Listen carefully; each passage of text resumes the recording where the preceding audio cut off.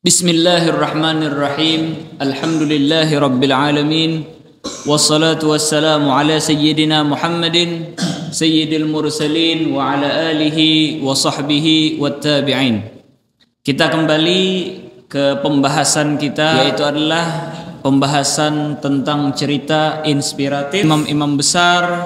Dan seperti yang kita terangkan, karena mayoritas di Indonesia ini bermadzhabkan Imam Syafi'i, maka kita mulai dengan cerita inspiratif Al-Imam Syafi'i rahimahullah subhanahu wa ta'ala. Seperti yang kita terangkan di pertemuan sebelumnya, Al-Imam Syafi'i rahimahullah subhanahu wa ta'ala, beliau adalah seorang anak yatim sejak kecil dan berasal dari keluarga yang sangat sederhana, bahkan tergolong fakir miskin. Namun seperti yang kita terangkan, di balik kelemahan harta dan ketiadaan seorang ayah, berdirilah sosok ibu yang luar biasa, seorang wanita yang penuh semangat dan cinta, yang mencurahkan seluruh daya dan upaya demi mendidik dan membesarkan daripada putranya. Padahal ketika beliau mengandung Al-Imam Syafi'i, seperti yang diriwayatkan oleh Al-Imam Al-Khatib Al-Baghdadi, beliau bermimpi bahwasanya Najmul Mushtari ataupun planet Jupiter jatuh di kota Mesir. Terus tersebarlah daripada puing-puing planet Jupiter tersebut ke penjuru dunia, yang mana ini kata para ulama yang paham tentang bermimpi, mereka mengatakan yang menjadi markas daripada keilmuan Imam Syafi'i nanti bakalan terletak di Mesir. Terus dari Mesirlah tersebar daripada keilmuan Al-Imam Syafi'i. Tetapi walaupun beliau mempunyai mimpi yang sudah ditakwil begitu hebatnya, beliau tidak berhenti dengan cuma sekedar tawakal dengan apa yang beliau lihat dari mimpi tersebut.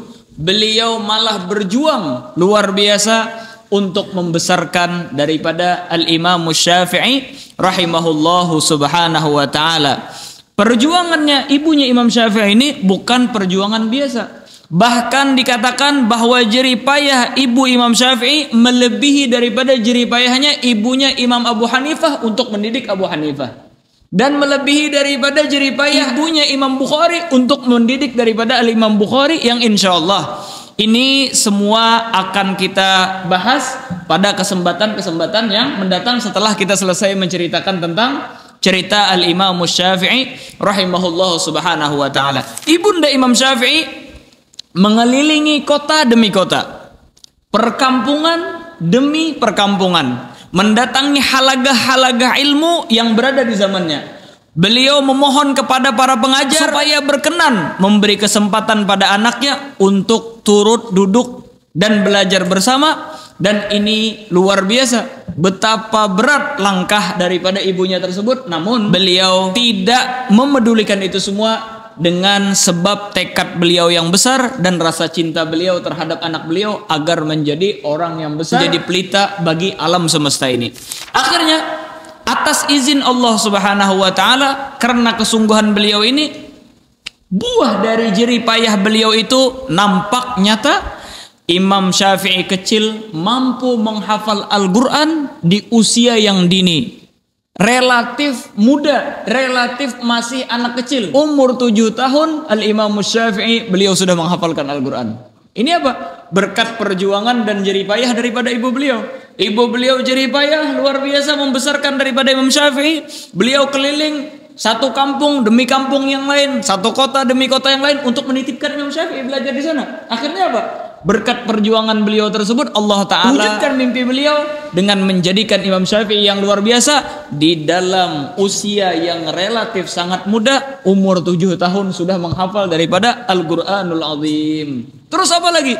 Tidak sampai di situ, terus beliau berjuang. Akhirnya pada umur 10 tahun Al-Imam Syafi'i telah menghafal daripada Al-Muwatta yang dikarang oleh Al-Imam Malik, yang mana di sana berisi daripada hadis-hadis junjungan kita Nabi besar Muhammad sallallahu wasallam wa baraka alaihi wa ala alihi. Maka sejak kecil Imam Syafi'i menguasai Al-Quran dan hadis Nabi Muhammad SAW, yang mana keduanya ini menjadi sumber utama di dalam agama Islam. Wa hakadza radhiyallahu subhanahu wa ta'ala anhu.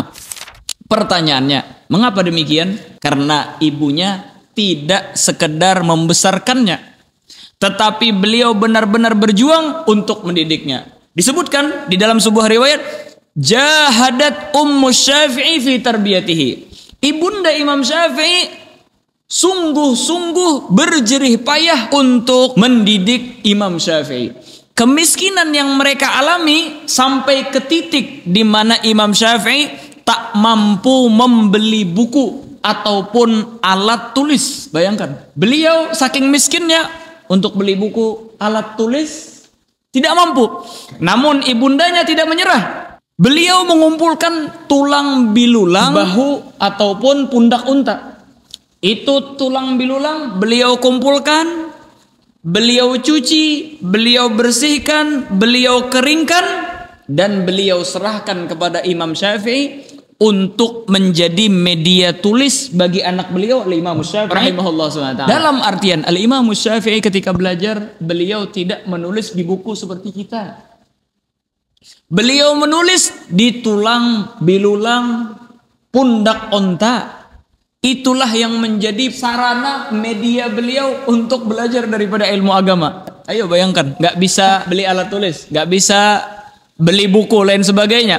Tapi tekad beliau yang besar dengan mendidik benar-benar satu anak yang jenius, yang bersungguh-sungguh, beliau bisa menerangi satu alam semesta ini dengan keilmuan daripada anak beliau Al-Imam Syafi'i rahimahullah subhanahu wa ta'ala.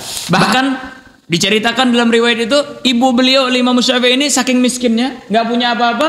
Untuk sekolah Al-Imam Syafi'i, beliau rela menggadaikan rumah beliau. Satu-satunya punya rumah digadaikan. Untuk apa? Pendidikan dan sekolah daripada Al-Imam Syafi'i radhiyallahu subhanahu wa ta'ala. Dulu orang-orang kalau mau menyekolahkan anak, menyerahkan anaknya di kutab namanya. Kutab ini adalah tempat di mana orang belajar. Ya, kalau zaman sekarang misalnya pondok pesantren. Jelas itu ya. Ini tempat-tempat belajar. Kan beliau orang yang miskin. Imam Syafi'i terlahir dari keluarga yang miskin. Orang tua sudah meninggal dunia. Bagaimana ibu beliau menyiasatinya? Maka kata para ulama, untuk menyiasati biaya pendidikan Al-Imam Syafi'i, ibu beliau menyerahkan kepada para guru-guru di lembaga-lembaga pendidikan yang pada zaman itu, yang mana pada zaman itu gratis belajar di tempat-tempat makatib tersebut. Mereka menyerahkan iuran, ya ibaratnya setiap kali pertemuan ngasih 100.000, 50.000. Tapi ibunya Imam Syafi'i nggak punya apa-apa, nggak punya harta dan lain sebagainya. Akhirnya apa? Karena tidak mempunyai kemampuan untuk membayar, maka disepakati bahwa Imam Syafi'i boleh ikut duduk belajar dengan syarat. Jika ada anak-anak yang menangis atau ribut, maka Imam Syafi'i yang menenangkan mereka. Ya bayangkan, di dalam umur yang relatif muda, masih kecil, sambil belajar, sambil menenangkan anak-anak yang lain.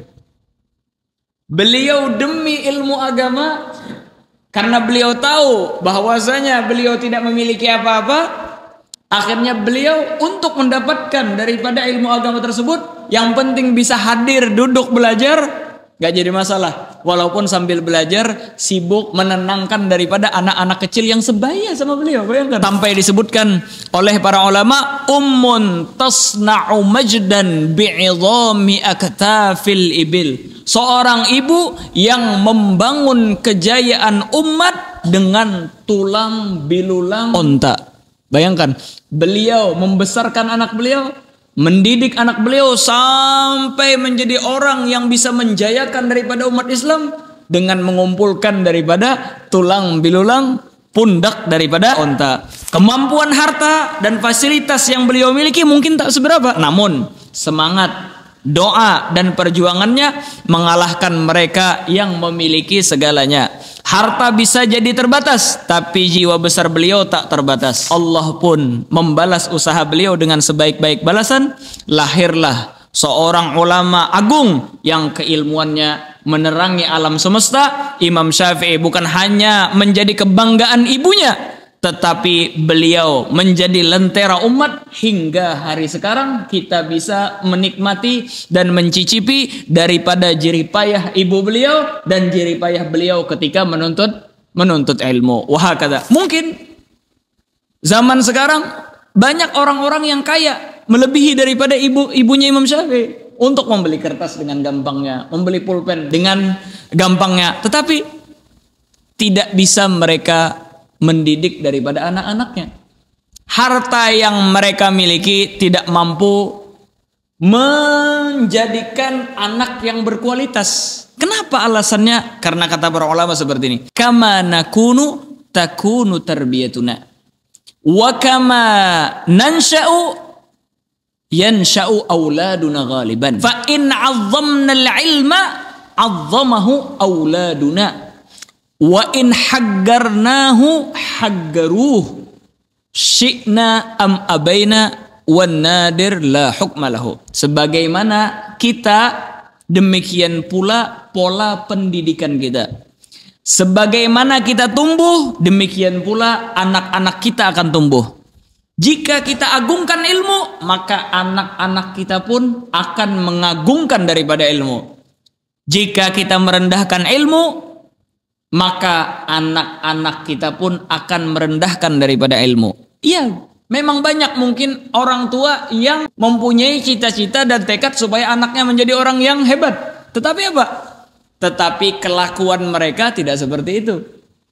Mereka cuma ngasih uang, ngasih iuran, mereka mau anaknya cinta ilmu, tapi kerjaan nonton TV, nonton TikTok, nonton ini, itu, lain sebagainya. Bagaimana anaknya bisa mencintai daripada buku? Disebutkan bahwasanya, coba lihat, kenapa Imam Syafi'i bisa menjadi orang besar? Kanat ummu Syafi'i abidatan nitatan. Al-Imam Subki mengatakan ibunya Imam Syafi'i itu adalah orang yang suka ibadah, orang yang suka menghambakan diri kepada Allah Subhanahu wa taala. Oleh karena itulah kata Al-Imam Subki, fa kaifa la yakunu Syafi'i kadzalik? Maka bagaimana bisa Imam Syafi'i tidak seperti itu? Maka begitulah di zaman sekarang ini. Kalau kita suka misalnya medsos, ya bagaimana anak kita tidak suka medsos? Kalau kita tidak suka membaca, maka bagaimana anak kita suka membaca? Kalau kita tidak suka dengan ulama, maka bagaimana anak kita suka dengan ulama? Kalau kita tidak suka membaca Al-Quran, maka bagaimana anak kita suka membaca Al-Quran? Kalau kita tidak suka sholat, bagaimana anak kita bisa sholat? Wahakata. Kalau kita suka beribadah, suka sholat, suka ilmu, suka membaca, suka daripada ibadah, insya Allah begitulah akan tumbuh daripada anak kita. Wan nadir la hukma lahu. Adapun yang jarang, nah maksudnya ada aja orang-orang yang di luar itu, orang tuanya padahal bukan orang yang benar, tapi anaknya luar biasa menjadi orang yang besar. Al-Imam Az-Zahabi, beliau memuji daripada ibunya Imam Syafi'i. Asy-Syafi'i, kata Imam Az-Zahabi, huwa natijatu du'ai ummihi wa sabriha wa taqwaha. Imam Syafi'i adalah hasil dari doa, kesabaran dan ketakwaan daripada ibunya radhiyallahu subhanahu wa ta'ala anha. Ibnu Khallikan mengatakan bahwasanya walaula ummu Syafi'i lama gama lil fiqhi imadun ba'dal a'immah. Seandainya bukan karena ibunya Imam Syafi'i, niscaya fikih tidak akan tegak setelah para imam sebelumnya. Al-Imamul Baihaqi mengatakan wa kanat ummuhu minal ghanitat as-salihat wa kanat tara fihi an-nubugh mundu sigharihi. Ibunya Imam Syafi'i, beliau adalah wanita yang taat dan salihah dan sejak kecil sudah melihat tanda-tanda kejeniusan daripada anaknya, yaitu Al-Imam Syafi'i. Al-Imam Ibn Hajar Al-Asqalani, beliau mengatakan nugila anna umma Syafi'i kanat tu'siru ta'lima waladiha ala ta'amiha wa kiswatiha. Bayangkan, disebutkan Ibunya Imam Syafi'i itu apa? Beliau lebih mengutamakan pendidikan anaknya daripada makanan dan pakaiannya sendiri. Coba kita lihat sekarang bagaimana keadaan daripada orang-orang. Mereka mengedepankan makanan, pakaian mereka apakah mengedepankan daripada pendidikan anaknya? Wah, kata ibunya Imam Syafi'i, beliau rela tidak makan, rela cuma memakai baju seadanya, baju-baju tahun yang sebelum-sebelumnya. Demi apa? Demi menjadikan anak beliau orang yang luar biasa, menjadi imam yang besar. Wah, kata radhiyallahu subhanahu wa ta'ala anha. Al-Imam Al-Khatib Al-Baghdadi, beliau memuji daripada ibunya Imam Syafi'i. Kata beliau apa? Gaddamat ummu Syafi'i nafsaha wa hayataha gurbanan li'ilmi waladiha. Ibunda Imam Syafi'i mempersembahkan diri dan hidupnya sebagai pengorbanan demi ilmu daripada anaknya. Wah, kata sampai-sampai disebutkan ungkapan ulama tentang sosok ibu Imam Syafi'i secara puitis. Mereka mengatakan ummun tasna'u majdan bi'idhami aktafil ibil bila mal wala ma'wa fa'ambatat fil ummati 'aliman la yudaha. Seorang ibu yang membangun kejayaan dengan tulang pundak unta, menyirami anaknya dengan ilmu tanpa harta dan tempat tinggal, lalu ia menumbuhkan seorang ulama dalam umat yang tak tertandingi. Wah, kata begitulah al-Imam Syafi'i. Makanya kata para ulama, di balik sosok pria hebat ada wanita yang luar biasa. Maka sosok wanita hebat di balik al-Imam Syafi'i yaitu adalah ibu beliau sendiri rahimahullahu subhanahu wa ta'ala. Nah, mudah-mudahanlah cerita ini bisa kita ambil dan kita petik daripada hikmahnya, yaitu adalah walaupun kita terlahir tanpa daripada orang tua, itu tidak menutup kemungkinan kita bisa menjadi orang besar. Walaupun kita terlahir di keluarga miskin, itu tidak menutup kemungkinan kita bisa menjadi orang besar. Wahakada. Tetapi coba kita lihat Imam Syafi'i, beliau tidak menyalahkan daripada ayah beliau yang meninggal dunia, beliau terlahir daripada yatim, tetapi itu menjadi pacuan beliau yang luar biasa agar menjadi ulama besar. Wah, kata radhiyallahu subhanahu wa ta'ala anhu. Nah, mudah-mudahan kita dengan berkat mendengar daripada kisah inspiratif ini bisa menjadi orang-orang besar, orang-orang hebat.